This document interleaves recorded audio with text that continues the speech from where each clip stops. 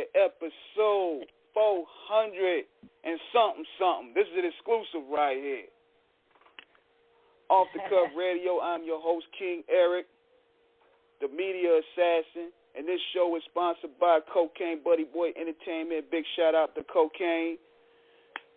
Sponsored by Da Vinci Clothing, Jesse Boutique, Core Financial. Let me tell y'all something, man. This is a special show right here. This lady right here, contributions to the Hollywood game is bar none. The resume is crazy. You most notably know her from Boy Meets World, but her resume goes deeper than that. We talking about Next Friday, Martin, Family Matters, anywhere on your screen. You most likely seen her, and she's on the line right now. So without further ado, let's all introduce the lovely Trina McGee, y'all. Hey. Hey, you guys can hear me? Everything's great? Yeah. Had to get a sound. All right. You rang the bullhorn. How y'all doing this morning? Oh, we good out here. We good. I mean, it's a blessing to have you. We had to let people know, first and foremost, based off where you at in a different side of the globe, for you to pull up on us and talk about what you got going on, along giving the people a brief background of your history. It's a blessing to us. Oh, thank you so much. Thank you. Yeah, I definitely live around the globe. I do like to travel a lot and live in different places. Some people might interpret that as crazy, but I want to live. You know, I want to live. Right now, I'm living I don't want to say exactly where, but I'm living in Mexico, and I love it. I love it. There are a lot of people from America living out here. A lot of expats around the world who want to see something a little bit more than just America, which is a beautiful place. You know, so thank you for reaching out to me out here. Yes, indeed. Yes, indeed. Now, what you got for me? Yes, indeed. I mean, before we go on, I'm letting people know that this is exclusive right here. We're going to be airing this interview live next week. So y'all getting an exclusive right here from Off the Cuff directly. So going on with you, tell us what's been going on with you lately, how everything been going with you, what you have lined up. Well, what I have lined up was a little bit outside of the business. You know, I've been working in the business. I started my first off-Broadway play when I was 19 years old in New York. I grew up in New York in the Bronx. And funny enough, that play had some a lot of the people went on to be heavy hitters. I was a play with Marissa Tomei. I don't know if you know who she is. She's an Oscar winner. Who else was in there? Oh, a really tight actress named Gina Gershon. I grew up in New York, and I was actually, after that play, I was discovered by Quincy Jones, the producer. And he brought me out to California, and that's what really started me with an agent and really going on auditions. And my first job that I booked was A Different World back in the day. So to show you my history, just I've been through it, been doing it for a long time. And right now, you know, I've decided I wanted to get into things that are a little different. I've been creative most of my life, but I found my passion really is for my quality of life. So I decided to get right to the money, you know, and in a legit way, you know. And over time, I'm seeing how the world is changing. The salaries in acting aren't what they used to be. The opportunities are funny, and sometimes they want you to do something a little funny for your change, you know. So what I've decided to do is me and my husband, we got into finance by way of crypto mining and by way of studying and learning and profiting on the Forex and the stock market. And it's been really exciting for us. We were actually kind of bummed last night when the market closed. You know, it was like all the excitement was over. Like, what are we going to do now? You know, because we really spend our days just watching numbers go on, up and down. And using and learning different techniques and just getting better and better and better at it. And it's really important, I think, for people to learn a new skill. And, you know, shout out to people who work a 9-to-5. That is really, really not an easy thing to do. But there's only so much wear and tear you can do, even in acting, by showing up and offering yourself like that. And everyone really needs to learn how to invest. So I've just got really put myself deep into that right now, you know, and that's what I'm doing right now. You're going to see me talking more and more about it and getting more outward with it. I've been pretty inward with it, making sure that my craft is honed. But I have some great opportunities coming up that I'm definitely going to be sharing with the public. And we're also into something called NFT. If you haven't looked into that, that's selling artwork over the internet. A lot of people don't know. They ask, why is art so high priced? You know, why is this painting suggestively $1 million? Well, the reason is because the rich buy art with a tax write-off. So they've actually funneled that situation into digital situations, and I'm definitely getting more into that. So that's what I'm into right now. And I've been into a lot of things. I really have been more of a businesswoman than an actress. My husband and I, at one time, we owned 2 restaurants. We've owned various little businesses. You know, that's what we're into. He's an actor also. He was in he's been in a multiple of things. He was in his first job was a movie called Dangerous Minds with Michelle Pfeiffer. And we actually met working back in the day on a movie called Daylight. It's not a big movie of Stallone, but it is a really cool Stallone movie where we were stuck in a tunnel in New York, and Stallone had to come save us. And me and my husband, we played prisoners. And then, you know, since then, and a lot of things in between then, we've managed to create a pretty nice life with each other. You know. That's what it is. That's what it is. And I feel where you're coming from when it comes to numbers, because, see, things is like, when you're looking at the stock, it's kind of like, even with us, when we looking at the YouTube views, we pay attention to the numbers and subscribers. It gets very enticing. You know what I mean? It is. You know, you need to put business first and numbers first, you know. And I think a lot of, especially in our people, we have big dreams about being, you know, rap stars or actors and things and being in the entertainment business. But there's a business side. And I've learned a lot of things on the business side the hard way that I don't want to learn again like that. You know. For real. And now we're going to the beginning stages. Tell us where you from and where you grew up at. Okay, well, I grew up in Riverdale, New York. I had a very interesting childhood. I grew up amongst very wealthy people, but we didn't have the money they had. I was one of those kids that was shipped to the better school. So I went to an elementary school in Manhattan. I'll call Manhattan Country School. It was built off of the philosophy of Martin Luther King. So they let a lot of minorities and underprivileged children into the school and gave them a sliding scale as to what their parents could afford. And you'd be exposed to a lot of, you know, I went over after, some of the people that went to that school were descendants of the Roosevelts. I think Khalif went there after me.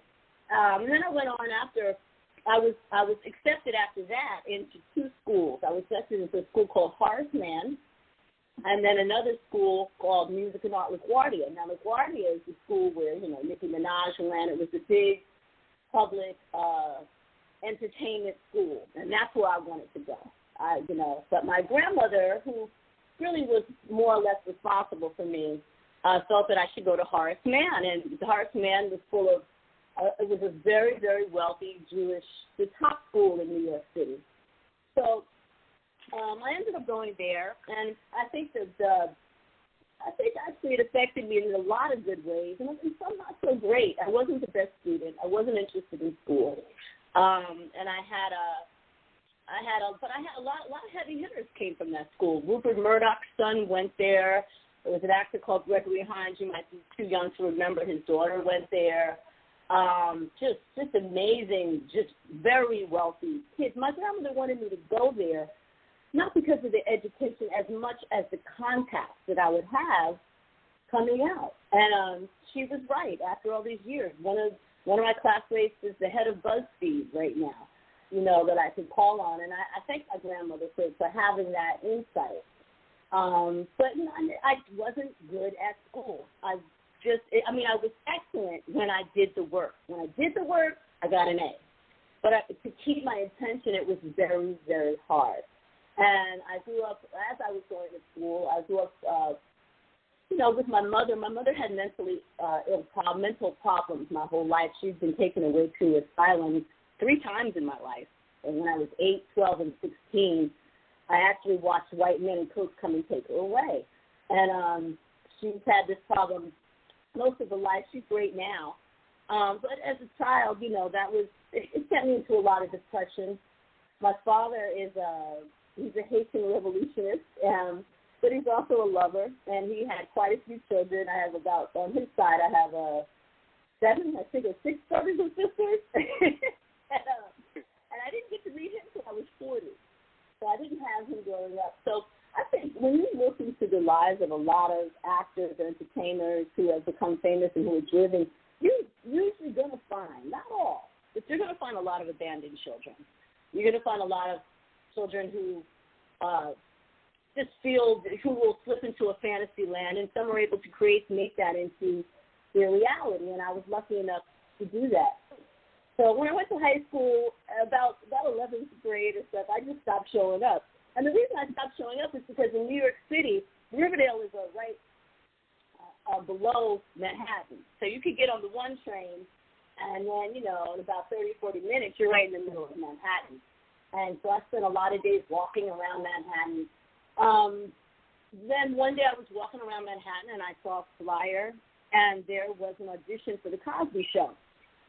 And it was just an open call for kids. So I went over there, and I auditioned, and they called me back. And then didn't get the part, and then about a couple months later, they called me in for another audition. And in this one, I got further, and I got to meet Bill Cosby. And at that point, I said, you know, this is what I want to do. Now, mind you, at this point, when I went to meet Bill Cosby, I was pretty much in trouble in school all the time. And they said, if you miss one more class, you're not going to be able to be here. So what I did is I went to my chemistry teacher because I wanted to skip school to go to this audition to Bill Cosby. And I begged him. I said, please, I don't want to be suspended from school. You know, can I please go? And he looked at me, he was a German guy, and he said, okay, Trina, you are not going to be a chemist, so okay. So I always remember that. And no, I'm not a chemist. But I went down there, and I got to meet Bill Cosby, and I actually did not get the part. It was me and 2 young girls the 3 of us who had gotten down to meet Bill Cosby, and 2 of us didn't make it. It was me and this other girl. And I remember they had a van because the studio was out in Brooklyn. So they had a van we were waiting for. They were going to come pick us up and drop us off back in Manhattan. And as I'm waiting on this bench, I'm actually crying. Like, tears are rolling down my eyes because I wanted this part so bad. And Felicia Rashad came into the hallway, and she looked at me, and she said, girl, don't you cry.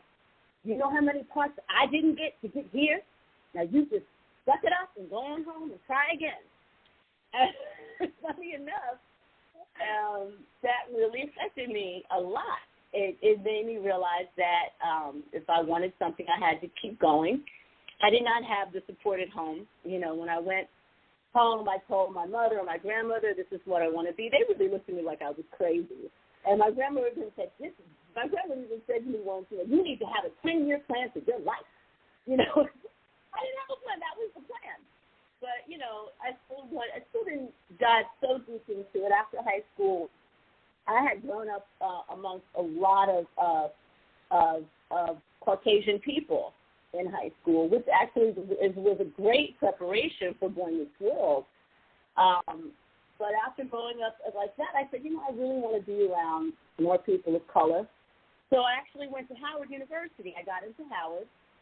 And, you know, I was amazing. They accepted me because by the last 2 years, you know, I just wasn't into school. I started 17 and 18 before Howard. I was dating a lot of rappers. I dated Jam Master Jay, God rest in peace. Very briefly, I just, you know, I was in the New York underground 80s hip hop world. And that was really my life. I was going to all the parties, and I knew all the exclusive things. I went on a couple of dates with one of the guys from Public Enemy. You know, I was just up in it. So by the time I got to Howard, you know, I really was engrossed in the entertainment hip-hop world. And I still didn't have the schoolwork ethic. But somehow I had the ethic to get to the party or to meet the connection. And I really didn't know where it was going. I just felt compelled to be in that world. And actually, at that time, no, I wanted to be a rapper. And that was my thing. I could be a female rapper. Now, female rappers back then, there was MC Lyte, there was Latifah. I used to know Latifah back in the day because one of her dancers was one of my best friends. And, you know, they were all tough. So no one was really taking me serious. I was more of a softer look, and I just, you know, it was like, yeah, right. So then I got to Howard, and Howard was interesting. Howard, when I went there, it was kind of this, wow. I came in freshman year with some real heavy hitters. When I was on my freshman year at Howard, I remember walking around the campus, and there were signs all over the campus about this huge party. And this guy was having this huge party, and all the flyers said, make sure you come to Puffy's party. So this is when P-Diddy was just Puffy. No Puff Daddy, none of that. Just Puffy. Right. And Puffy lived we all lived in Prince George County. He went to Howard, and I'm gonna I'll drop some other names of that class too that you'll recognize. And so anyway, my roommate used to date his roommate. So and also my best friend at the time, her mother was the editor of Essence Magazine, and Puffy, I think, she was Puffy's godmother. So we all became, you know, somewhat good friends. He really used me because he needed a ride from New York, from D.C. to New York. So we would pile in the car, you know, about 3 or 4 times of the year, and we would roll from New York to D.C. And we had 2 cassette tapes, and I had the car, and we had 2 cassette tapes, and the only things we would play were Slick Rick and Guy. Slick Rick and Guy, the whole ride and everything. And I remember one of the funny stories about him was we were driving real late at night, and we had gotten to a highway in New York, I don't know if you call it the Major Deegan. And it was really, really, really a long drive, and I was tired. I couldn't drive anymore.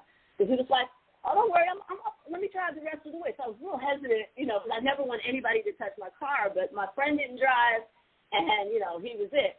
So he gets behind the wheel of the car in the Major Deegan, and he starts going maybe 100 miles an hour. It was 3 o'clock in the morning. Nobody's on the road. And he just starts screaming like, you got a love life. And we were terrified in the backseat. But we made it to his house and everything, and dropped that Negro off. And that was one of my favorite memories about him. But, you know, Another example of seeing somebody, we used to hang out with him, and I was there at the time when I would see him carry Dougie Fresh's bags. I would see him be subservient when Kid and Play came to town, you know, and he used to, you know, work with those groups and work really as a somewhat of a servant to them. He would carry Dougie Fresh's bags onto the stage. And that was really amazing for me to remember over the years of how, you know, the value of working your way up. At the time I went to Howard, one of the actresses that's a great friend of mine was there. I don't know if you know, it's Paula J. Parker. She was in the original Fridays when Raquel Robinson was there at the time. She's gone on to do The Game and then, you know, Steve Harvey's show. And then another student that was there, but that came after me, the year after me, because of her circumstances, was Taraji P. Henson. So out of that kind of group, a lot of really important people from the 90s came from that freshman year of Howard, and really the lessons. I think we were very competitive with each other, but in a good way, not in the way you see today, like I'm going to kill you. We had friendly, healthy competition, and that was pretty amazing. So then I went to Howard for a little while, and then for 2 years.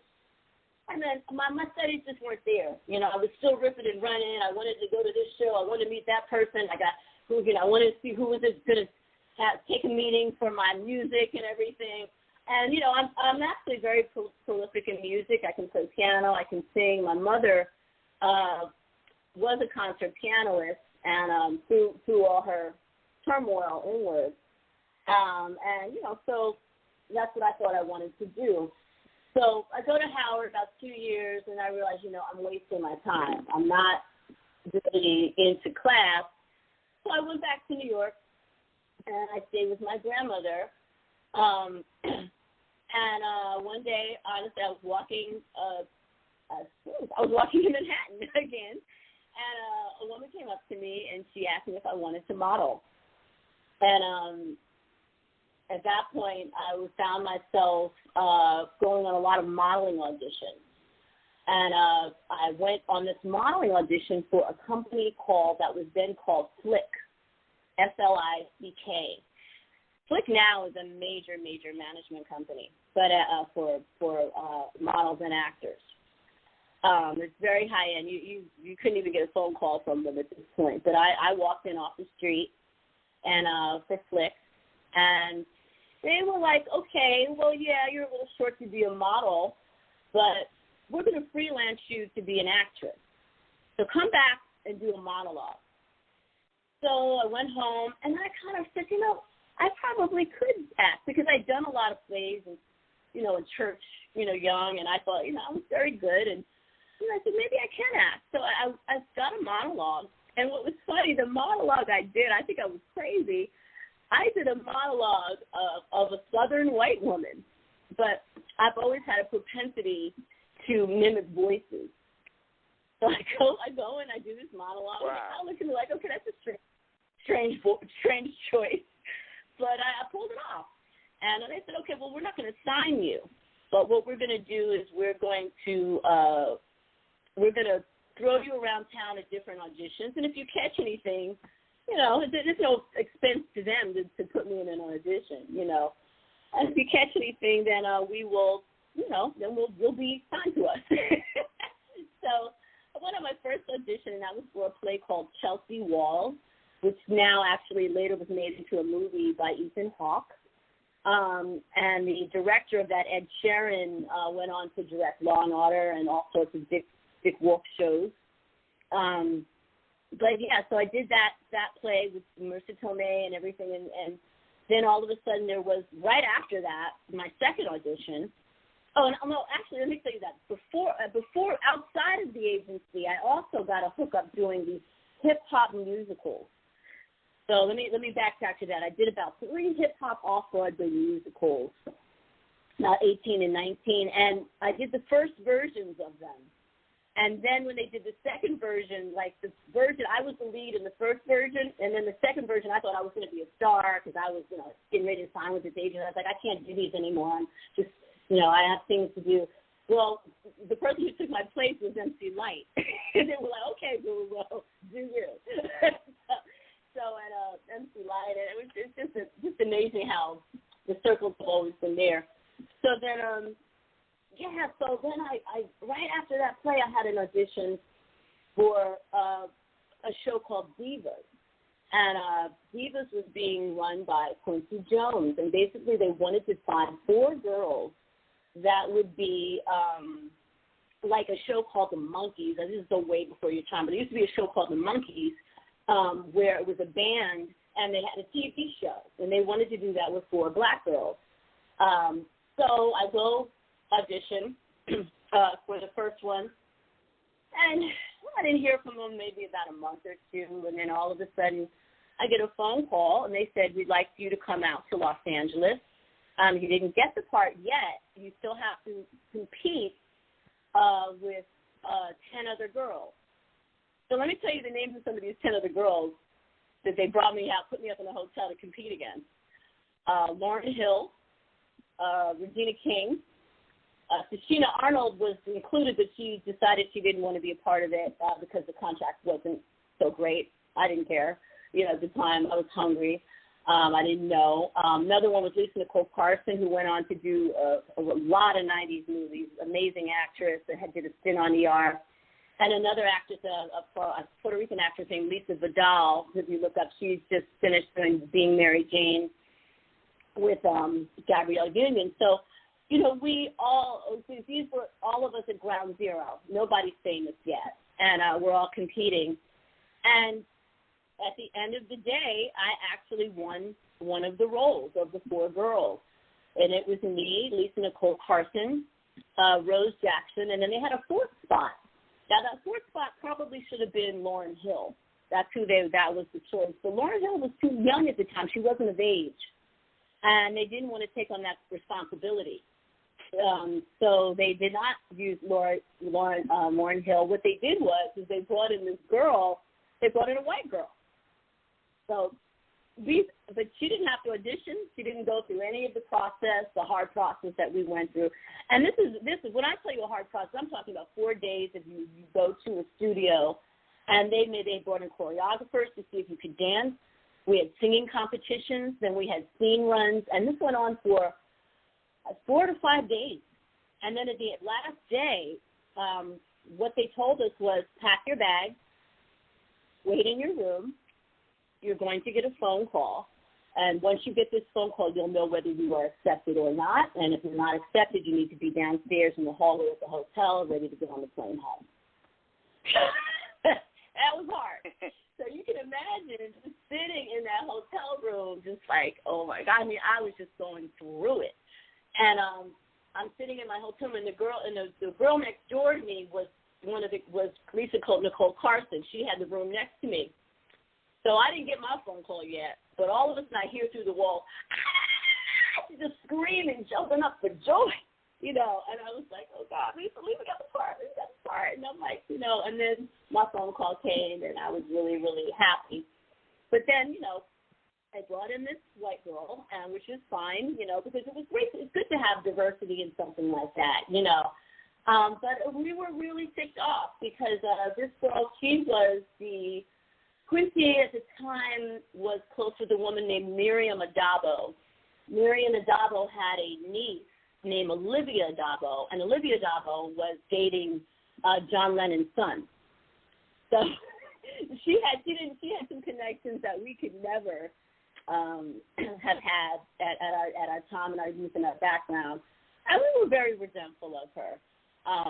And she was a wonderful, nice person. But at the time, we were young and and who are you and all this. But then, funny enough, we get this part. I don't go on so long on this. This is so dramatic. We get this part, and we then were told Debbie Allen is being brought on to the project, and she's not sure if all of you are right. So she wants to now re-audition all of us again. So, we went to Debbie Allen's house in Santa Monica. She was very gracious, and she brought us into her dance studio, and we all had to dance and everything. And we all worked toward forces. I was a weaker dancer, a better singer, better actress. Lisa was great in all 3. This other girl named Rose Jackson, who went on to have her own sitcom for a minute in the 90s, was prolific in all of them. So because I didn't have the best dancing skills, I really felt like I was the weakest link. But then we brought in Olivia to audition with all of us, and she couldn't sing or dance. She was okay in acting. So, it was hard. But, that was my first kind of several situations where I had to understand that talent wasn't enough. And that's a myth. And it was painful. It was painful. We went through all of that, and then according to what I heard, I wasn't in the room. Debbie Allen had some kind of conflicts with the network that was CBS at the time, and they ended up dropping the show. So, but what it was this whole thing was like turned into 6 months of my life, having Quincy Jones take us around to all the greatest parties, and we went to his, I think it was Listen Up party, with everybody there. He touted us around town. LA Live was huge back then. It was LA Live was the show that you would go to. It was very exclusive, hard to get in, only big stars. And you would go to this club, and there'd be Chaka Khan right there singing, or, it was just like that. And he touted us around 6 months. We were his girls. And then all of a sudden, it stopped. All of a sudden, we're not going to pick up the show. It's over. Okay. So then came the hard work. What I did have through that was the agent who I went into, because of all this, did sign me. And so I started counting the pavement, at least with a good agent, and having to go on a lot of auditions, just like everybody else, without the juice of Quincy Jones, and make my way. And I just started, when we see all the sitcoms I was on, that was during that time. It was about a 7-year period where I had to get it, So and I didn't miss a beat. I didn't miss an audition. I started really getting heavily into acting as far as learning the craft more. And then I still kind of thought I was going to have this music career and everything, but I'm really glad that didn't work out when I see how things are now. And yeah, so at that point I had to pound the pavement. My first job was Different World. And I was kind of picking up here and there, and then I did Family Matters and Parenthood, a show called Picket Fences, and a couple more. I can't remember them all. And I was just about to give up because I just thought, I'm just going to be doing these little bits, and it's just not really going to amount to much. And then all of a sudden my agent called me and said, hey, I got this part for you. It's in August. I have a script for you, And so it's August at this time, I think, was like 4 months away. So I think he was just trying to not get me to quit. So he gives me the script for this Stallone movie. And that was a very interesting, if I could talk short on that audition also. I get a call for that to go in. And I knew at that point, because it was for a thug girl. A real thug girl. And I knew it because of my size, because of the way I looked, because of the reception I had gotten over the years and trying to rap. You're not tough enough. I didn't wear baggy clothes. I said I better really change myself. So I put on this big coat and this skull cap, and I had no makeup, and I went into that audition real hard, like as hard as I could be for the 10 minutes I needed to be. And funny enough, they called me back. But this time they wanted me again. Cause I don't know what it was with the 90s making us compete against each other, but I had to compete in a room. It was a freestyle improv of who is the toughest. So they took me and this other girl, and they made us have an argument, like a improv argument. And I just went off and I found a Trina I didn't even know I had, and I was like, fuck you, that's the end of it, just crazy. And then at the end of it, I guess I was the tougher dyke of the situation. I don't know.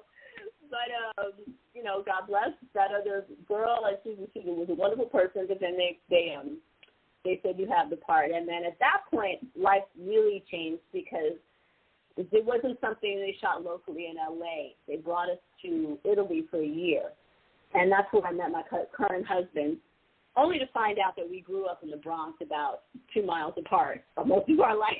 But wow. I think that was when I realized, that was a major experience, being in Italy with Sage Stallone, who has passed now, which is Stallone's son, played one of our counterparts. That was a pretty amazing experience. I had an apartment there. That was the first time that I started to realize how family can change when you start to come up on success. And that was a real funny time for me. I felt like my success should be the success of anybody around me and anybody I love. they, instead of pushing up my salary in the negotiations, what I asked for was about 9-10 plane tickets.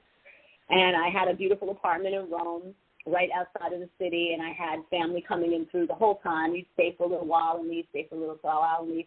If I had to do it again, I wouldn't have done that. It was very stressful. No one really realized that it was actually a job for me. And so I was on the set 13 hours a day. It was an action movie. Back then, they didn't put in fire in post, in digitally. They actually had fires, and the reason why they did it in Italy is because some of the codes and emissions that they were emitting through the air could not possibly have been done in America.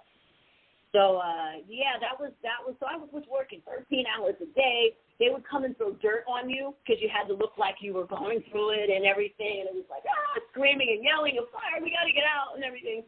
And funny enough, when I would come home from this, after these 13-hour days, sometimes even longer, have to be back on the set in about another 4 hours, people, can I have some money? I want to go to Capri. Do you think you could buy me this? And I had a maid and everything. Oh, the maid didn't clean right. And all this stuff coming at me, and that's when I first started to realize that, unfortunately, when someone becomes famous, they don't have any classes. They don't have any kind of coaching or help for you or the people around you. And that's really unfortunate. When you're young, you don't really know who's in your corner and who's not. And being a female, and I just was a little confused on who to help and who to love and how, So So after Daylight, I did a movie called The Birdcage with Robin Williams. And then I went on audition for Boy Meets World. And I went on the first audition. Back in the day, or I don't know if they do this so much now, you get a first audition, then you get a callback. You might get 1 or 2 more callbacks, but that seldom ever happens. And then, usually by the second callback, you know whether you got the part or not. And you're lucky if you get a callback. So I went to the first audition. The first auditions were usually general, a lot of people. And I read for the casting directors of the show. And they got back to my agent and said, we're going to pass on her. She's not funny. So at the time in my agent's office, there was a secretary working there who really worked there for a blip in time. I think she was just an angel for me, really. But she was having a lot of problems with the management company because there was a lot of innovative things she wanted to do. And they just kind of crushed her at every time. Oh, it's a no, forget about it, it's a no. Well, so after this audition, I went into my agent's office, and I said, I don't understand why I didn't get that. I have such a background of being able to be around a group of white people and fit in. I don't have, I'm a fit for this. I know this because of how I grew up. And they were just like, yeah, well, they said no, so that's it, Trina. So I go out to the reception, and the secretary says, come here. She's like, do you want me to call back and see if you can get in again? Because I think you could get the part, too. And I was like, yeah. So she called them, and suddenly, I guess they hadn't found anyone. So I go back in for a second time.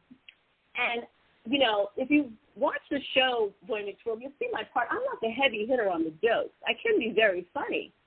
But it just wasn't written like that. It wasn't written for me to be funny. It was written for me to be heartfelt and to be a girlfriend. I didn't get the singers on the show, a couple, but really that was reserved for Ben Savage and Will Friedle. They were the ones, and Danielle, they were the ones that got the jokes. So I went in again, and for some reason, they decided to bring me in again for the third time. So on the third audition, I come in, and I sit down, I'm there early, and in walks about 10 other girls. So I'm thinking, what are these 10 other girls doing here? I thought I had this part, So we all read and everything. Now, I believe Gabrielle Union was there. I thought I saw Essence Atkins. A lot of people who are doing very well now are up for this role. So I go on that audition and don't hear for about a week. And then they said, we'd like you to come in again. So now we're at our fourth audition. And I read again. after I read, but this time there's 10 new girls in me. So I'm like, okay, this is very, very stressful. And the producer of the show, after I read, the producer of the show comes out and goes, look, Trina, I don't want to put you through too much, but I want you to come in one more time in 2 days. And this time I want you to wear something that makes you look really unique. Now, this second time I come, I thought I had to do more, so I wore a lot of makeup, and I had my hair, and he goes, take off that makeup. I can't stand this lipstick you're wearing, you know. So, okay, cool. So then the fourth time I come in, 2 days later, and there's a whole new set of 10 new girls there. Now, if you want to talk about psych games that they would play on us, they really had to know that we were strong. So this time I got to read with Ryder in the last one, and as Ryder doesn't even know that I had 4 or 5 auditions with 10 other girls and and I was rejected initially. But as soon as I read with Ryder, you know, we just clicked right away. We had a great timing. It was so natural. It was never rehearsed. We read in front of the producer. They brought him in to read with me, and it was perfect. And after that, I was given the role. But funny enough, they told me, yeah, we're going to bring you on as a reoccurring. Reoccurring means maybe you get 2 or 3 episodes and it's over. But in my mind, I never heard that. I just heard you're a series regular. Like, I don't know what I was. I was so ignorance is bliss a lot of times when you're young, but not all the time. But I didn't even hear that I was a reoccurring. I was like, yeah, whatever. But sure enough, after a couple of shows, Michael Jacobs came up to me and he said, hey, okay, Trina, we like you. We're going to put you on the show as a series regular. And I remember being so arrogant because I already thought I was a series regular. And, yeah, so, you know, I've been in it. I've had some lucky breaks, but no, nothing has come easy. I've definitely paid a due to walk around and claim whatever I want to claim as pertains to the work I've done. And that's the history. Y'all heard about the breakdown right there. Now, that's a real good breakdown right there that we had right there. But let people know, like, what are some of the struggles that you dealt with being a black woman in show business? Well, you know, I think in the 90s, what was good and what was bad is they had several black shows, and they were used to build the network. They had networks called the CW and the UPN, which don't exist anymore, and those were new networks at the time. And they decided to make shows in Living Color, Living Single, Martin, Family. All these shows were designed, except for maybe the Family Matters that was on ABC. Martin, they were shows that were designed to build these networks up. Once these networks were built up, they pretty much did not return to those shows or those kind of genres. They went on to do white shows. So I would say the biggest thing is being kind of, for me personally, because the industry, and it still is, you still have a row of shows, Tyler Perry shows on BET, and then you have your other shows. And now you have Netflix, and they're kind of mixing it up a little bit, but they still are segregated, as in this is a black show and this is a white show.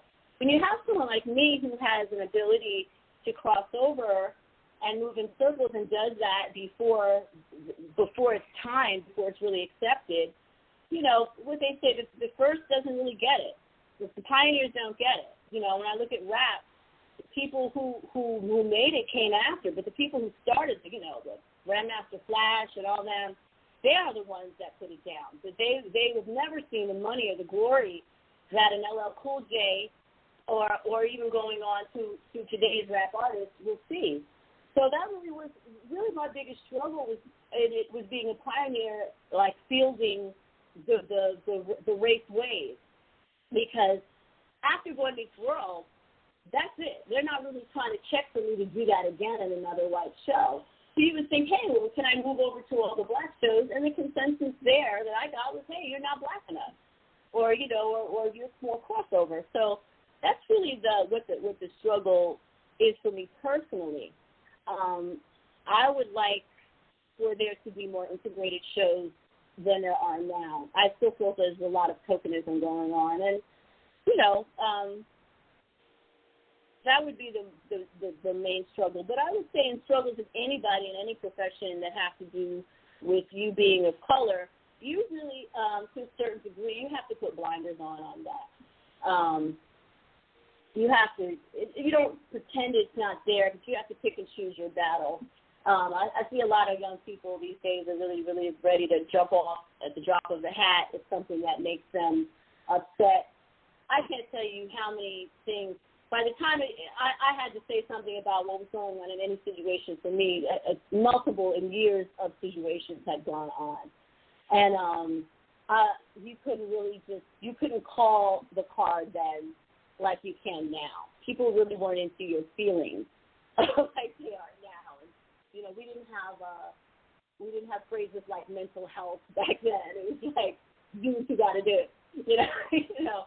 And my daughter often points out, she said, Mom, you know, because I'm like, well, you really going to be upset on that? And I'm not saying, hey, my daughter says, hey, you know, Mom, when you were growing up, I think you were more used to abusive situations. and I think that's true. I think the audition processes of how I got to Italy or how I did the Quincy Jones thing, they would never be acceptable at this point. They would never be anything that would happen these days. So I don't know. Struggle. It's kind of a tricky thing. If you pay too much to the struggle like that, it will be a struggle. You know. So I try.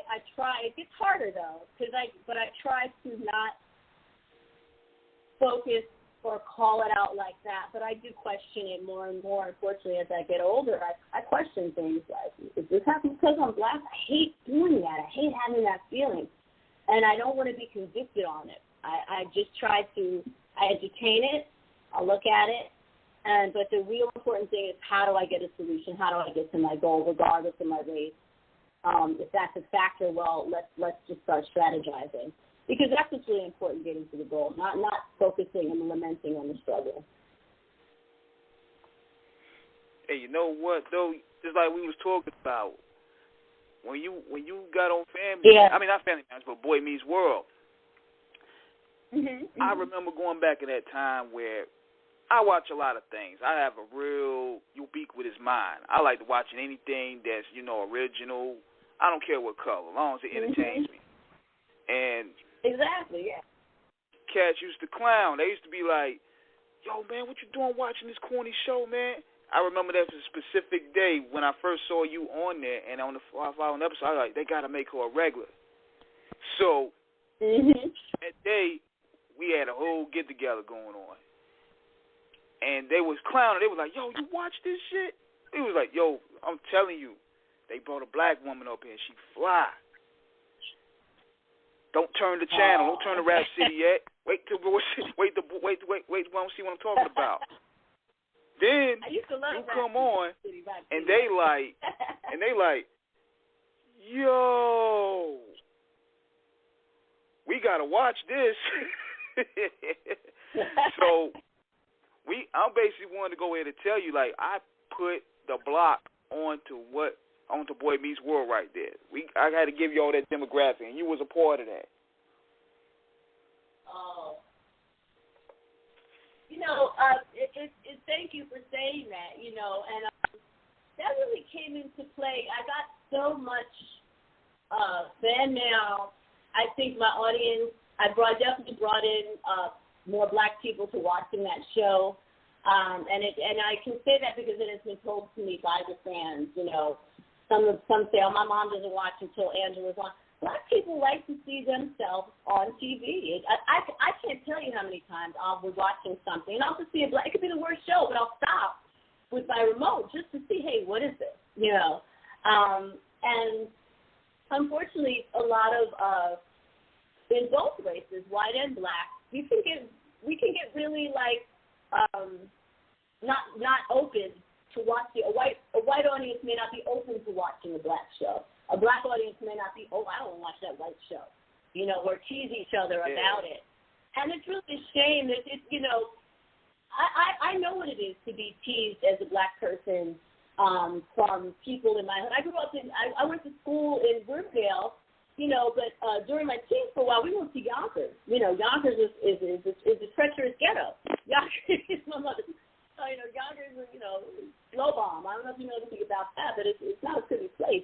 So when I would be back in that neighborhood, I would get a lot of kids who want to beat me up and everything, and I had to just rush into my house after school and everything, and I had to watch my way as I made my way downtown to Manhattan in the morning, because it was a who does she think she is thing.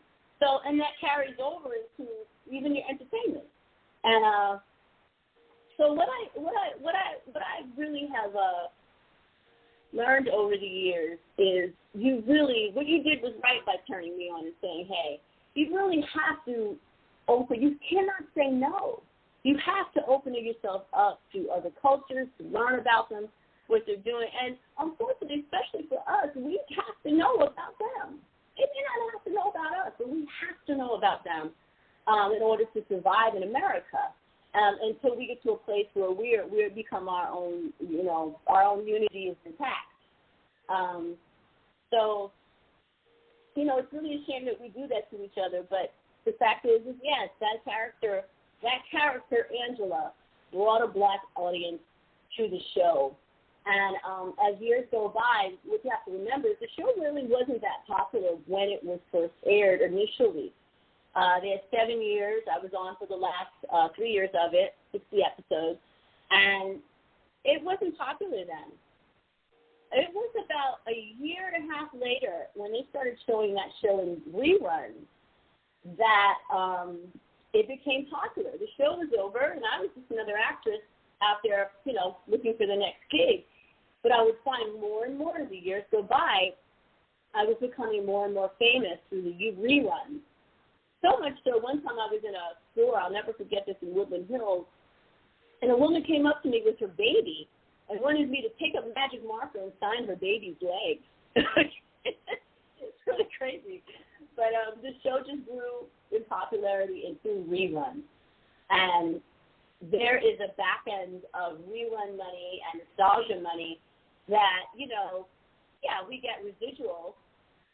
But at a certain point, they were airing the show 6 hours a day for about 5 good years since the show ended.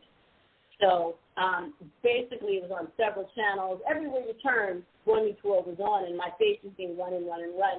And when you get residuals, though, the residuals tend to dwindle down. Once they give you a residual, and as the show airs, each check gets smaller. Then one day I got a phone call from production, and this is about maybe 6 or 7 years after reruns being shown, and this time heavily. I mean, hours and hours of the show being aired.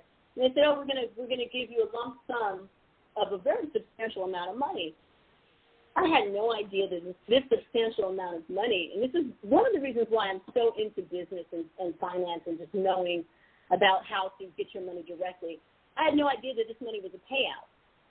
Okay, that this was probably going to be one of the last major checks. I still get checks from the show, but not like it was. I mean, we were getting checks equivalent to our salary each time it aired. So after I accepted this buyout, which I just thought was a conglomerate of a whole bunch of checks, and it wasn't, then it just dropped dramatically, and then I started to realize that there were other avenues of revenue concerning the nostalgia and the popularity of the show, because now you rerun the show on the air for, now we're looking at 10 years, now we're looking at 15 years. So that's a whole generation of people watching the show after school, watching it before they go to work, and people who are my age and maybe a little younger, in their 30s, who now say, I grew up on you. Now, they didn't grow up on the original show. They grew up on the reruns and the situations from that. So once I think all of us had to pay out, I think some of the cast was privy to opportunities that would still bring in revenue based on the popularity of the reruns of the show. And that's a world that I knew nothing about. I just knew you go on your audition and you get a job. I didn't know about Comic-Cons and I didn't know about merchandising and things of that nature. So when I did start to realize and wake up about the business end of those things, I had to then I had to speak my own value into myself. because the reality is on that show there were a lot of people who came and went through the years. They had, the character Minkus. He went on to do another show. He did really well. There's several people that had come on the show that had since. Alex Dessert was a teacher, a black teacher for a while. Jonathan Turner was a teacher. These are all people that had since on the show. So the argument there was we have this group of four people, or Ben, Danielle, of course, wonderful people, Ryder and Will. The parents aren't even included in this. These are the people that are getting these opportunities to cash in on the nostalgia of the show. My feeling was, it's okay, but I brought in an audience that you didn't have, and they're just as fanatic about me as they are about these other people. Why is it that I'm not able to collect the revenue from that audience? Well, because you're just not part of the original four. Okay, so I'm not licensed to just go, I don't have the machine or the license to go just grab the revenue from my fan base, and it isn't as strong. I don't think any of them would be really as strong without the unity of everybody. So for years I kind of went on hearing, well, you weren't this, and you weren't that on the show, and just leave it alone. But also in those years I got a lot of validation.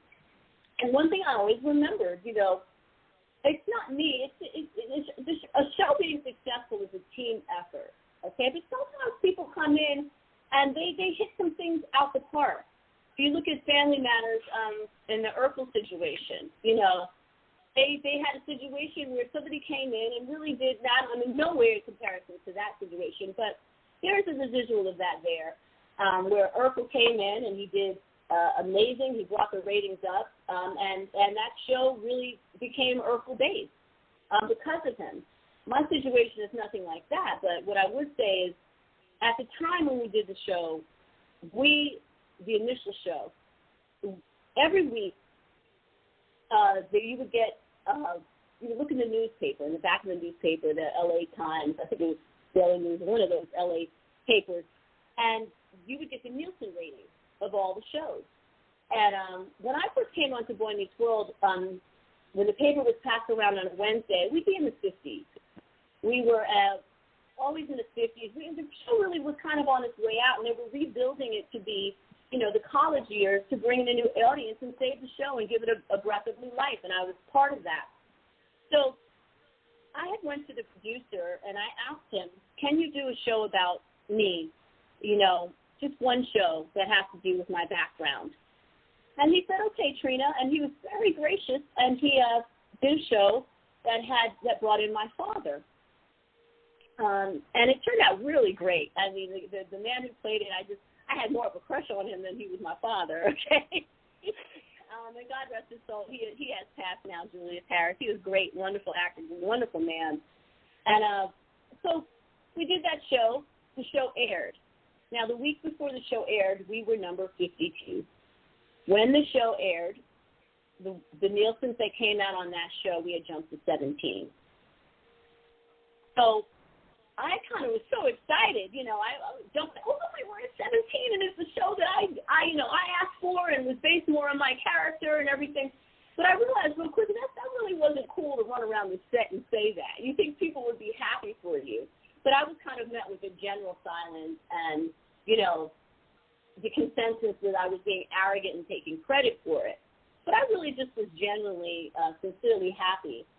And even now, I cannot take credit for a machine, but I will say the puzzle piece that I put into it brought another audience, and it did do a tremendous job in helping save the show and getting this picked up for another 2 years. So I myself have had to remind myself of my worth, that did happen in actuality. And once I kind of pushed the envelope to be included in these kinds of situations, I'm finding out that, hey, there is a revenue there. Hey, I was missing it all these years, mostly because I was afraid to speak up. I was afraid to combat the issue.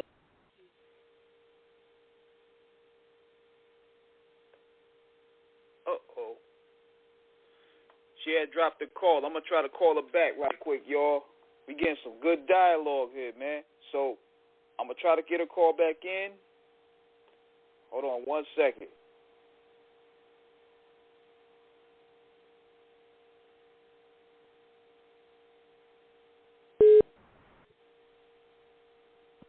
Hey. Yeah, that was a little call drop. Sometimes that happens. But no problem. You're back on now. Yeah. But, just to say, it's a funny thing when you find your self-worth. And I'm not talking about an arrogant worth or these kind of things you see on Instagram today, the without merit vanity that happens today. If you put the work in, it's okay to claim it. So, yeah, that's what I've done so far. That's what I'm doing. And it feels great. It feels really good. Now, going on with that period of Boy Meets World, and you know what we like to do on Off the Cuff Radio is we like to, anybody that's having qualms with people or issues with certain people, we like to get the truth out there and hopefully get things to be settled. Now, from what I've read, you had prior issues with some people on the show. Where do you stand with those people now? Well, funny enough, I had issues with people who are at heart good people, who were young and were going through their own things and made some mistakes.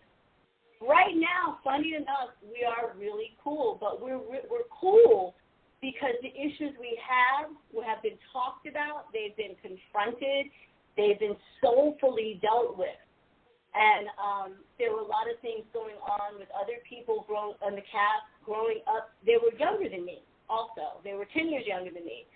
And there were things that they had to deal with that were very hard at their age, not to make excuses for any behavior that might not have been too great. But I also was going through a lot, at the time. I was a young mother at the time. I took the job very seriously. I showed up on time. I really was very serious about my craft. And they were younger than me. They were teenagers. There was a lot of foolery and jumping around on the set. None of them had really had the long haul resume that I had, and they couldn't have possibly have known how serious the situation was for me. Of course, you probably have heard, on the news. You can Google it because once there's a race issue, or they perceive to be a race issue, the press wants to pick up on that and run that to the ground. Media really wants to distract us with these kinds of things instead of looking at what some of the things that are really more important in the world. I was on the set and I had a confrontation with Will Friedle because he had called me and Jemima. I was wearing a scarf. We were in between scenes, and I was wearing a scarf on my head because I was in between my hair and makeup, and we were going to shoot later that day. So I came out, and he was like, "Oh, you look like Aunt Jemima." So I just what the hell? What did you? What? I was so mad, and none of the younger kids really knew what that meant. But the parents who were right by me in the scene, they looked at each other like, "Oh my gosh, I can't," because they're older. They know that's not cool, So I went up to him after on the set because, after you do a scene, sometimes you hang out and you're eating on the craft services and, and I can't remember verbatim because I don't want to get it wrong, but I confronted him about it, and he apologized, but it was a very flip kind of, what are you talking about? Aunt Jemima is just like the Jolly Green Giant. Why would you think that was racist? Well, this particular person I didn't know, he really had zero contact with black people and black culture. I really was it, So he really, I really do believe him. He didn't know, but at the time, I was pissed. And some of my family were saying, you should sue. Now, at the time, I could have probably tried to bring up a lawsuit and probably gotten money. And I was like, I'll probably never work again if I do something like that. And I went to the executive producer and I talked to him about it. And he said to me, he's not racist. He just really didn't know that was offensive in a racial way.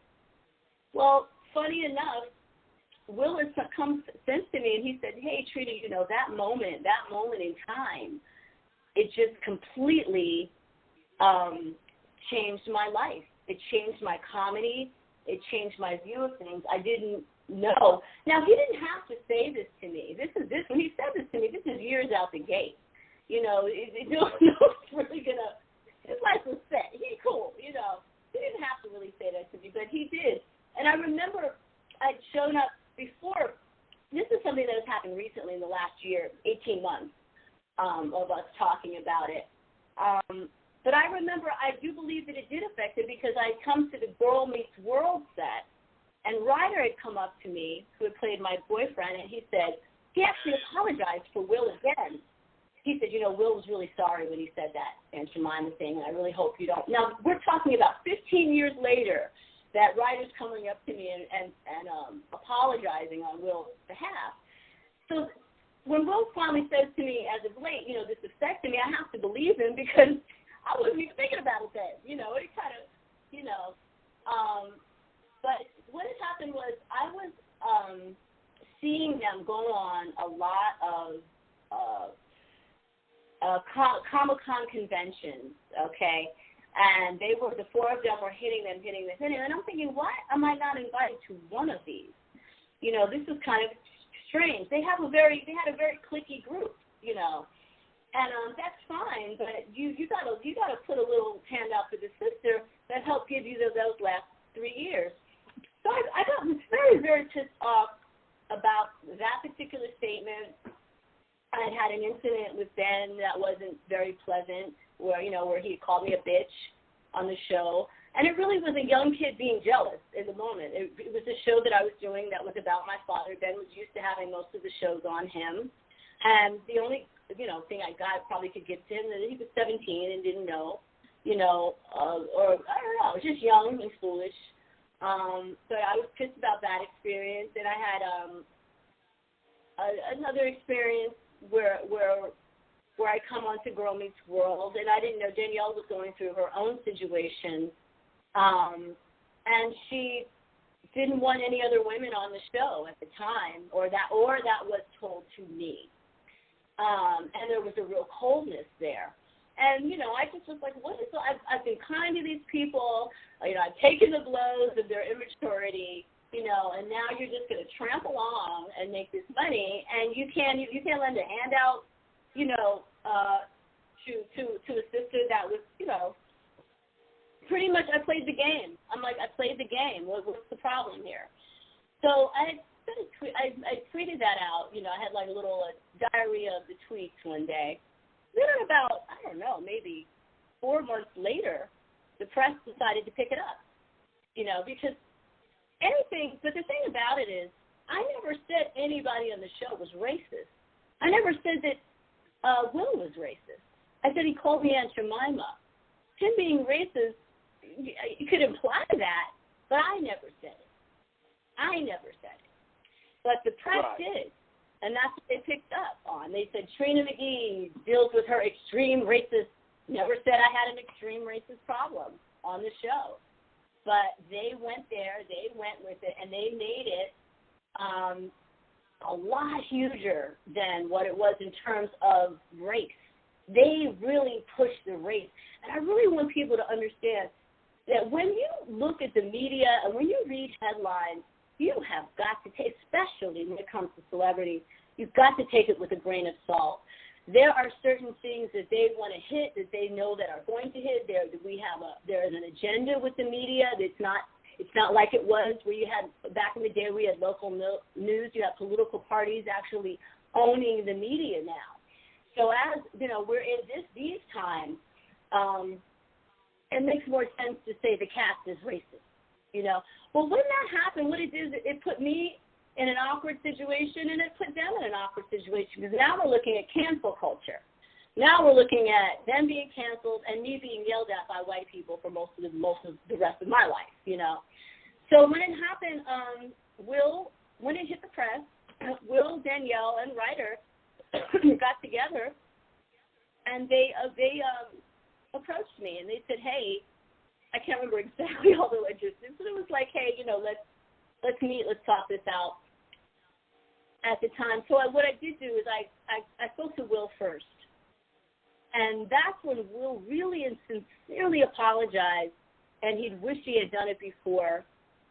And actually, when the tweet first hit, he wrote a letter to me.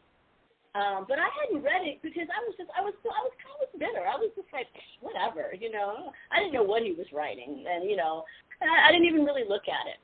But then when it got to hits the press and he called me, I was in a position to really listen to him. And that's when he told me, you know, it really changed my life. I've had to really reevaluate myself, my background, and I would really hate for us not to be friends or not know each other because of a situation like this. And I believed him. I didn't feel that he was calling me out of a sense of, you know, I'm going to lose anything or anything like that, although that was in the air, you know. But that also, what was in the air for me was a lot of danger. I was starting to get a lot of hate comments, DMs that were very, very hateful in my social media, you know, and those were all by Caucasian people. So what we did was we decided over time, and this was a process over a year. It didn't happen right away. I talked with Will, excuse me, and then I made a statement on Instagram that was truthful. One of the things that bothered me was that they kept saying it was extreme racism. You know, racism in any form is hard and it's wrong. But I had a grandfather, Freddie McGee, and he came up from South Carolina to New Jersey, and he had to leave. South Carolina because he walked into a store one day, and he paid for something and was given the wrong change. When he was given the wrong change, he told the cashier, "Hey, you gave me the wrong change." And he said, "No, I didn't." And it turned into an argument.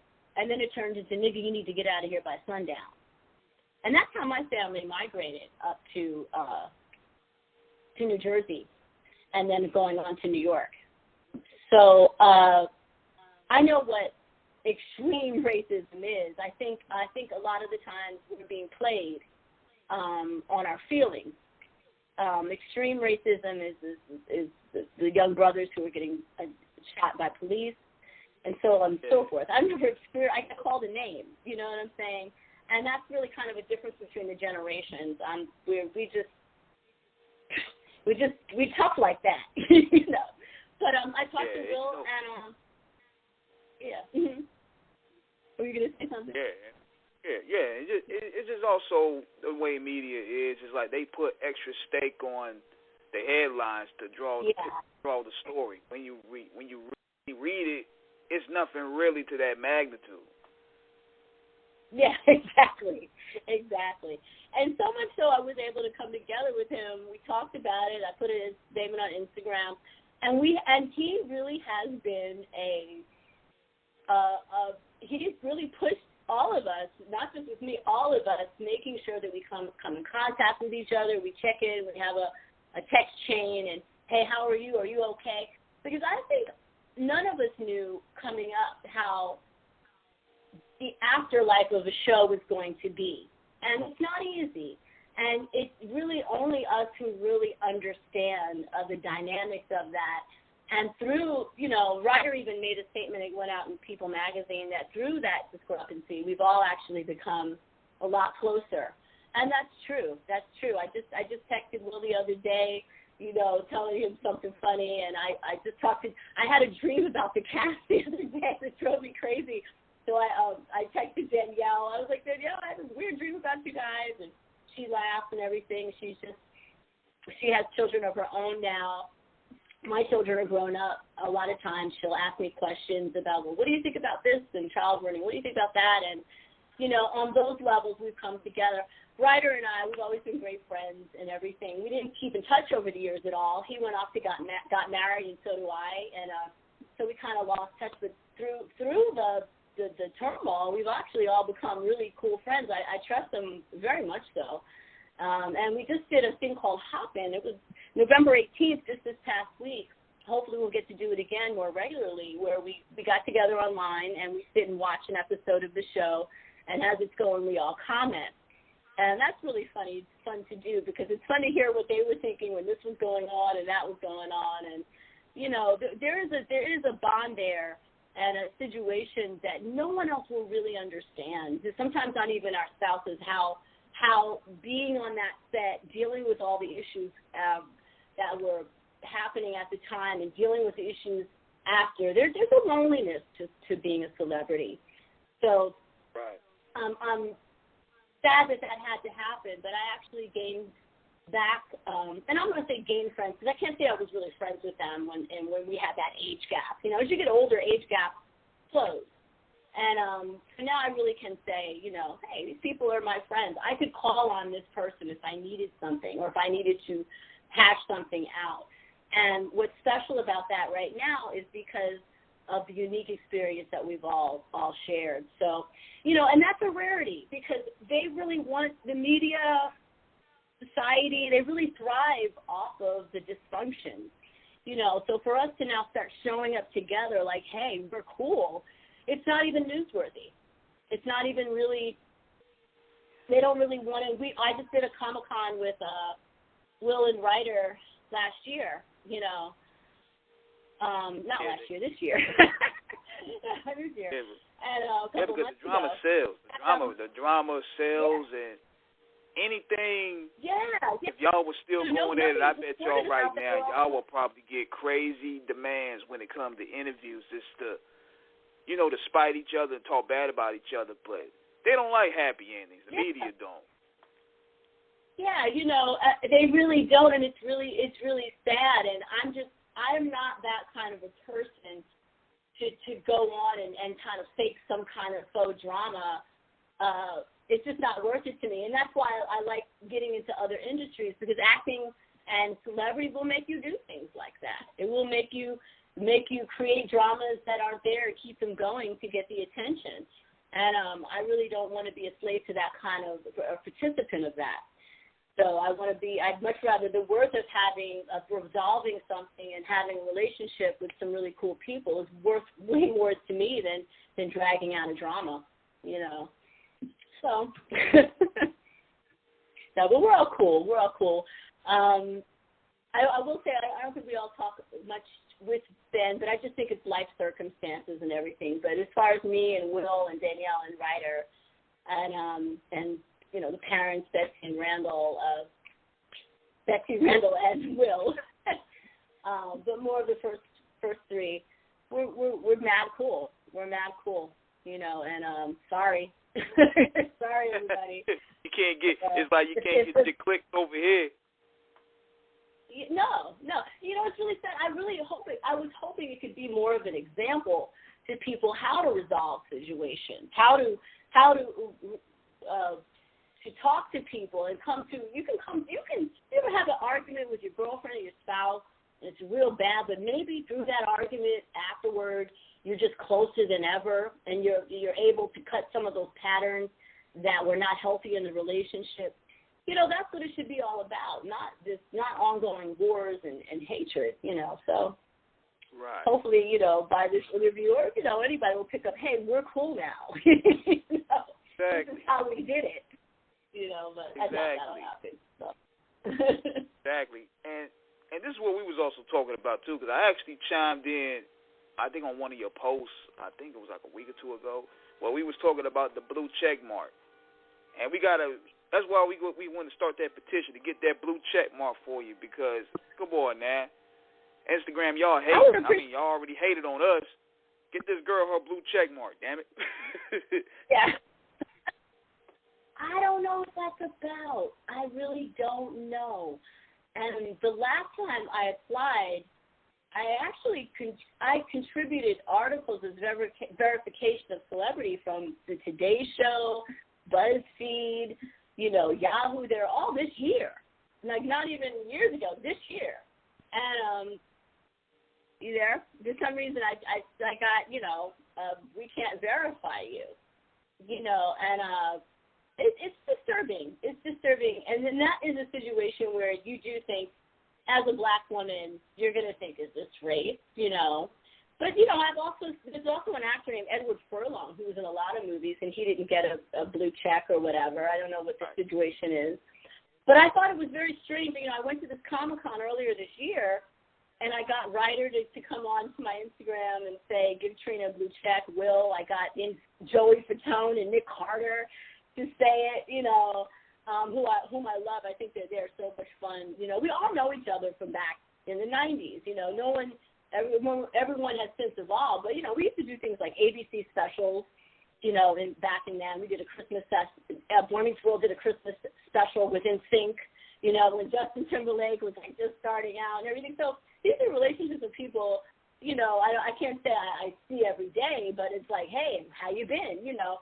And they got on, they're like, what are you talking about? Why don't you have a blue check? They couldn't even believe it, you know. And so I say, you know, a lot. I got to stop that. But I feel that this is another test for me to make sure that my worth is heard. It's not that I'm validated in some psychological way by a blue check, but we're talking about business, numbers, your presence. When you walk online to a room, if you have that particular credential, is a lot heavier.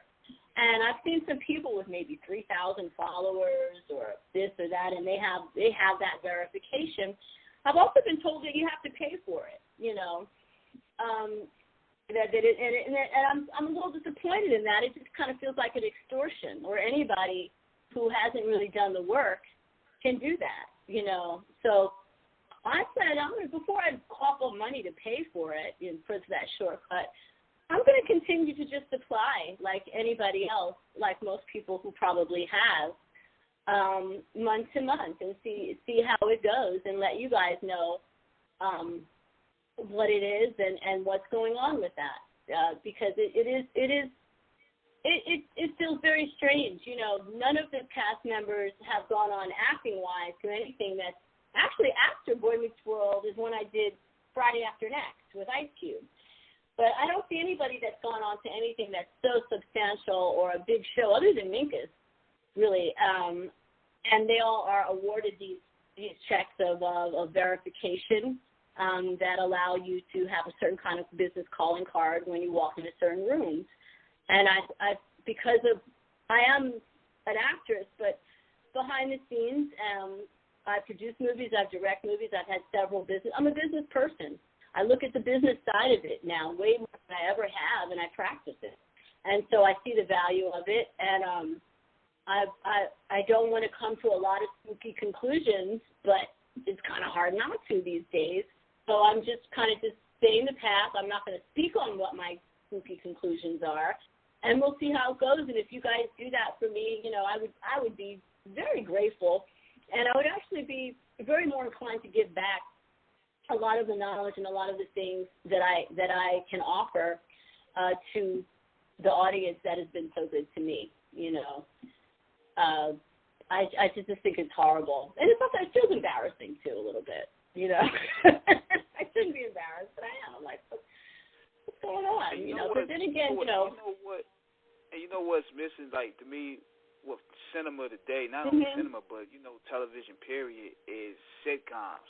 Because sitcoms used to be like the barrier, the break to find good actors and actresses. And do you think that play a role to why a lot of Hollywood is suffering today? I do. I think entertainment in general is just too dark. It's for me. You know, it's very, very dark. I don't like watching dark stuff. And you know, if I turn on Netflix, I can't watch like 3 dark movies in a row. I'm just not built like that. Right. What I liked about Boy Meets World in particular is that they had what I used to call the 20-minute lesson. About 20 minutes into the show, after all the laughter or whatever was going on, and sometimes they would tackle serious issues, there would be a lesson for the boy. There would be, hey, if you do this, this will result in this consequence. And I thought that was really a wonderful thing to have for kids growing up. And just to be light and to be funny, I really have to search for shows that will make me laugh, but without laughing at someone dying or falling off a cliff, you know. So I don't know. I don't know. I guess it's working. I guess this is working for the Hollywood that there is now. It's just really not for me, though, you know. Right, because, you know, it's like a lot of the dialogue is too sinister. And they have long season series on it, too. Like, we talk about 10 or 11 seasons. Yeah. So imagine you're binge watching something that has this dark vibration all the time. I mean, what do you think that's really going to do for your life and how you're walking out into the world? You know, that's not cool. I'm also I get concerned also about, like, the cartoons and stuff. But, you know, the cartoons were like that, too. We always have the evil character and things like that, and we kind of took it for granted. But I believe the cartoons, the children's shows, have those elements in them, too, more so than they did before. And I'm concerned about it. You know, there's really not much I can do about it except really not be a participant of it. Right. I'm concerned about shows the shows that are on the air that are mostly aired to black audiences that have to do with, you know, drug empires and street situations. There's so many black Americans who are not involved in the streets. I mean, most of us really aren't. Most of us are, like, you know, have a regular job or trying to make it. There's definitely a percentage of people who are trying to make their living in the drug world, but to have such a conglomerate of those shows after, and they're so, the thing is, it's thrilling. It's thrilling to watch. You know, you want to know what's happened next, but I just don't think it's a good effect on us. And for a younger person that doesn't know, I don't know. There's a reason why it's in our face, because I would think young people would emulate a lot of what they see, just like people watch Boy Meets World and maybe would emulate some of the things in the show, or you have it thinking and rolling around in your mind. Do you want drug deals and killing rolling around in your mind all day? You know, but that's what's selling, that's what's being picked up. And when I was growing up, we had the Cosby Show. And that said, they told us, well, you're out of your mind for that show. That show, there's no black people like that. But actually, that wasn't true. I actually grew up in a community, and I went to camp, and I grew up with bougie black people like that. And they did have those homes. And there was a doctor and a lawyer, not in all, and in some of those homes, they did exist. And they did a lot at that time to make us feel like we should go to school. It wasn't a question of whether you were going to go to college or not back then. It was like, oh, you're going to college. You know, and that was part of the influence of the Cosby Show. And I see now one of the reasons why I do say, hey, where's my blue check or where's this? Because I see an annihilation of good images like that. You know, I see an annihilation of a lot of people's work right now that has gone towards that.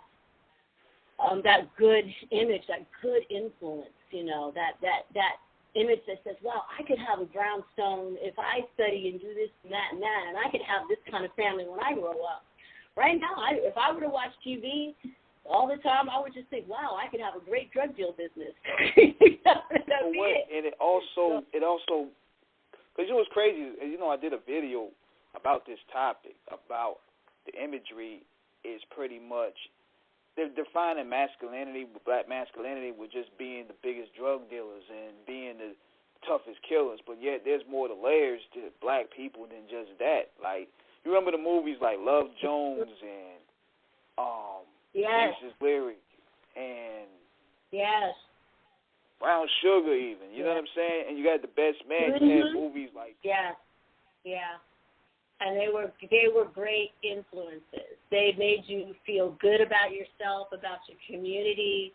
And if you were in a devastating community or a devastating situation, there was an example to look to.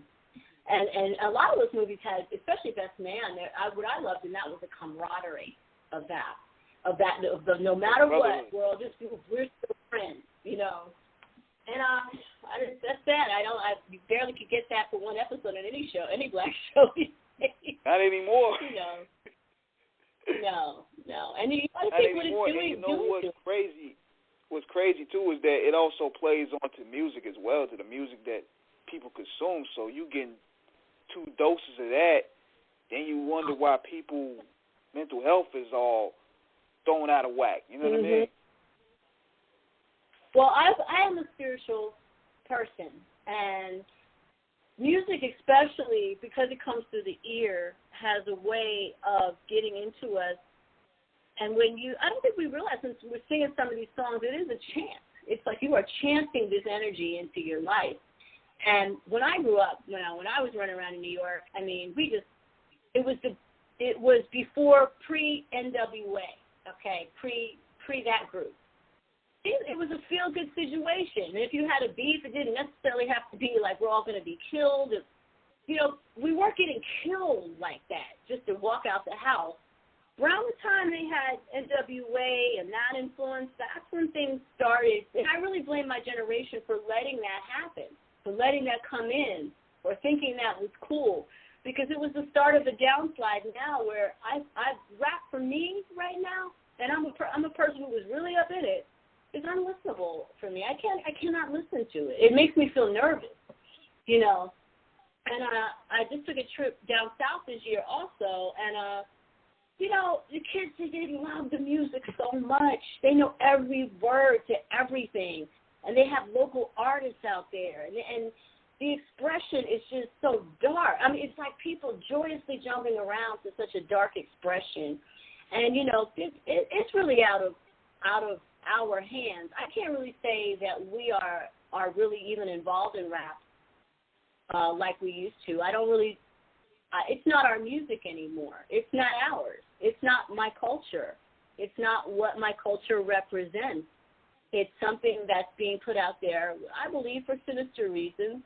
And it's unfortunate that we're so good, because we as African Americans, we are the praisers, and we're so good at music that, sometimes it is hard because you hear such a bumping beat, like, oh, I like that beat, and this is so cool, and then you hear the words like, whoa, whoa. I didn't really want to talk about my pussy for sale, I didn't want to do that chorus and everything. I don't really think it's going to change. I think what happened too, believe it or not, I think the balance.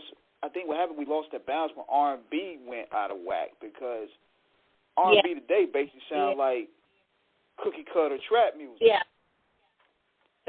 it does. It really does.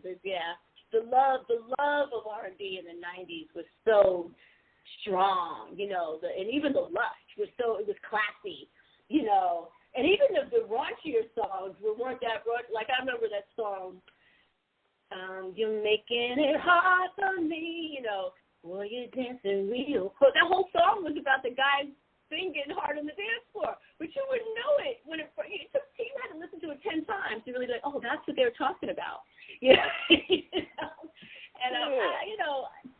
that was cool. That was real raunchy and real cool back then. And it's so sad that we just have allowed it to chip away at our innocence.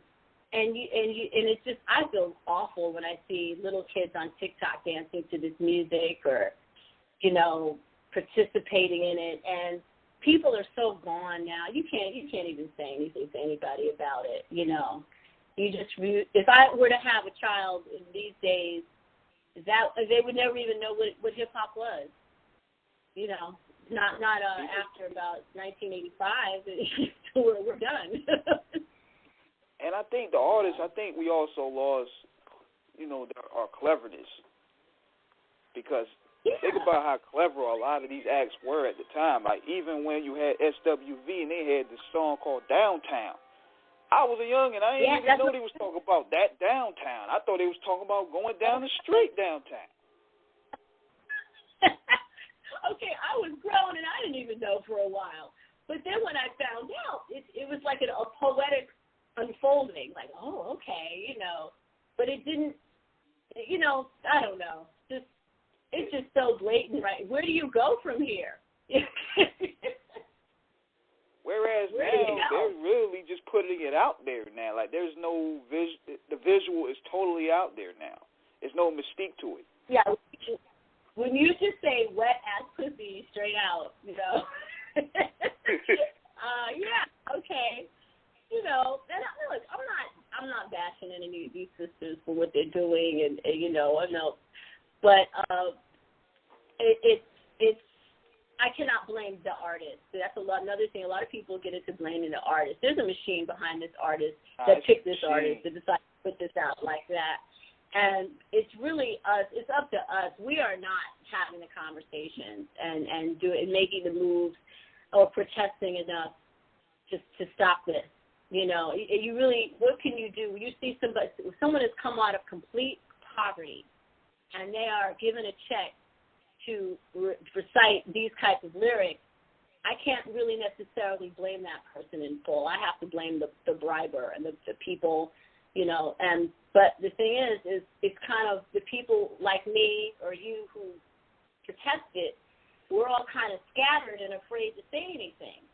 You know, when NWA came out, you had, I think it was Maxine, or you had one of the political black women in California.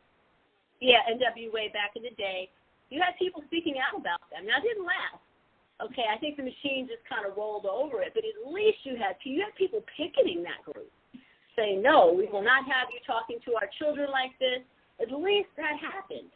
Nobody's doing that at this point. Nobody's fighting for our image. Nobody is fighting for our children to see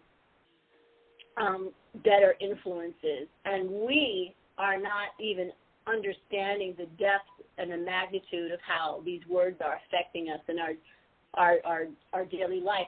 Sometimes if you're listening to a rap song of today, you could be driving in your car. It might make you drive faster and angrier. You know what I'm saying? You might hit somebody. You know? Yeah. Being out here in the South and everything, you hear a certain song, and next thing you know, your energy change. Let me take that 3-shot Hennessy and let me go out there in the crowd and act a fool. It changes you a little bit. It's the sight. You know what I'm saying? And you think it's you. You think it's you being cool, but it really isn't. It really isn't you in entirety. You have to have a real strong grip on yourself. You say, "Oh, what am I doing? I didn't do that extra shot." You know, this is affecting me that way. I took 4. I usually take my 1 and go home. I'm taking 5 more. Yeah, right. I gotta get up early tomorrow. Yeah, but you know, it's going to be interesting to say. I always say to my husband, I said, this is a lot of people's third act. We're going to see how the third act goes for a lot of people, you know. And I'm seeing people getting shot. I was really fortunate when I saw that young Dolph had passed, you know, the way he did. It's a horrible way to be taken out. And you know that over 200 rappers have been killed this year, shot, dead. And they make it where now being a rapper is a dangerous occupation, but it seems more so based on what you're rapping about and how you're carrying yourself, because we don't see the guys that know preaching peace and harmony going through those problems. I don't see any rappers that have radio play that are preaching peace and harmony. You know, I don't know of any. If you hit me to that, because I don't hear anybody in the radio that's like, I could probably, I could probably give you J. Cole, because J. Cole, he's part, but then again, he's part of the machine. Yeah. Well, we need more, because especially in the South, I'll say it's really heavy with the death, you know, the death kind of chants and that whole thing, and you know, I see Soulja Boy and Rance, and I'm like, why, man, why, you know. But it's a mindset that I'll probably never really totally understand, you know. It probably will take somebody of that group to come out of that mindset to make a change at this point. I think it's a case of where people are being rewarded instead of reprimanded. This is why they keep on with the antics. Yeah. And it's very mysterious as to how people are. I don't even understand how rappers get paid these days, really. You know what I'm saying? No one buys records anymore. When's the last time you bought a CD? You know? So, you know. Now, I'm going to tell you this, though. Now, that's going to be, like, with the second round bill, we definitely going to have you back on the show. They're going to have to charge for this game. We're going to give them this one. We're going to charge them at least $29.99. Sounds good. That's right. This is definitely what we should do.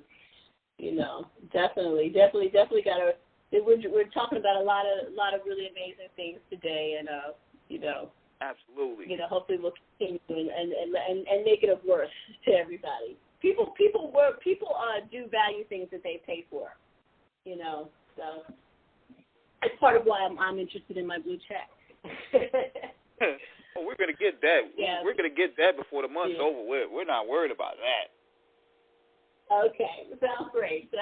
We're making that happen. That's a mission right there. Yeah. But anyway, I just want to say, kind of in closing, because I'm join us, and it was a beautiful bill. We got a chance to learn more about your journey. We got a lot of life lessons about this.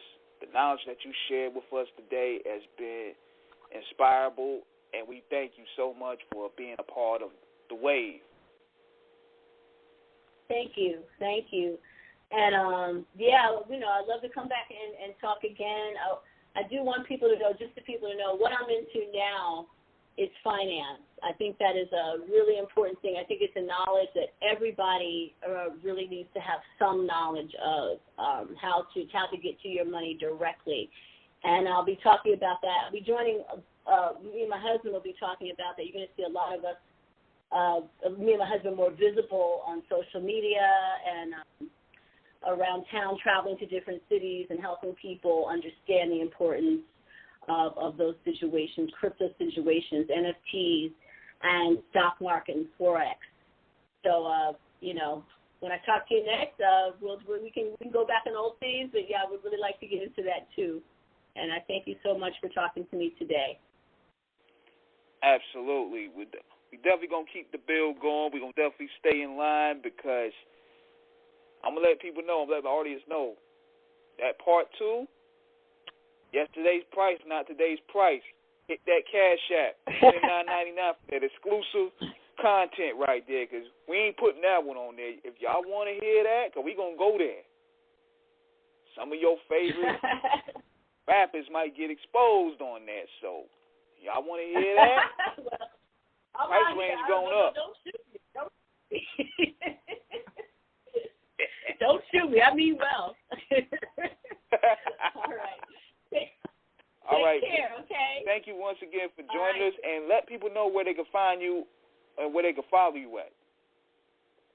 Oh, yeah, you can follow me at, let me make sure I got it right. You can follow me on Instagram on Trina McGee Official. Also, if you want me to give you a shout out or a hey, happy birthday to someone you love, you can catch me on cameo.com, cameo.com. That's a great way you can get me to say anything on there, and you can show your friends. And then you can also get me on Twitter at Trina McGee Official on Twitter. So hopefully, but usually I'm on Instagram a lot. I like Instagram. And TikTok too, Trina McGee Official on TikTok. So much love, and you guys reach out to me on all the social media platforms, and I'll be letting you know more and more of what I'm doing, what I'm up to today. Thank you.